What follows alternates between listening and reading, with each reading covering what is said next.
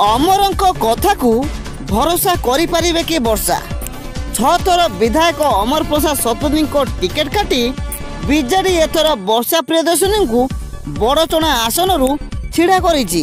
यहाकू नहीं अमर शतपथी समर्थक मध्य तीव्र असंतोष प्रकाश पाइथिबा बेले ताकू परिश्रमित करिया पई प्रयास आरंभ करिछि दल। अन्य पक्षरे गोलमालिया परिस्थिति सृष्टि करिछि विधायक अमर प्रसाद शतपथी प्रतिक्रिया। प्रथमे वर्षा प्रार्थित्व को कड़ा विरोध करने आरंभ करथिले अमर शतपथी।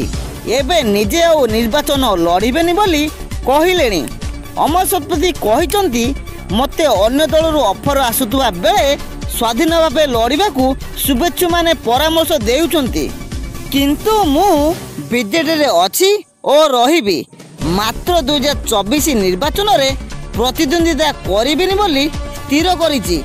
बर्चणा सह मोर संपर्क कटिनी। बर्चणावासी सह मोर पारिवारिक संपर्क रहिछि। मु क्रमागत भावे 6 थर विधायक होइछि। कहा जाए प्रार्थी करिवे ताहा दल सभापति इच्छा। मोर किछि आशा नहीं, तेणु मु आउ एथर छिड़ा न हेबाकू मन स्थिर करिछि। तांकर एही प्रतिक्रिया आसीबा परे वर्षांक पई रास्ता परिष्कार होइजिबो बोली राजनीति विशारद माने भाबुथुबा बेले तांकर आउ एक मंतव्य किंतु विभिन्न दिग को अंगुली निर्देश करुछि। कारण अमर आहुरी कहिसंती मो टिकेट कटिवा घटना बर्चणा दलीय नेता और कर्मी को घोर आघात देइछि। टिकेट काहेकि कटिला जानी किंतु लोकों सह आलोचना करिया परे जहाँ निष्पत्ति नेबी।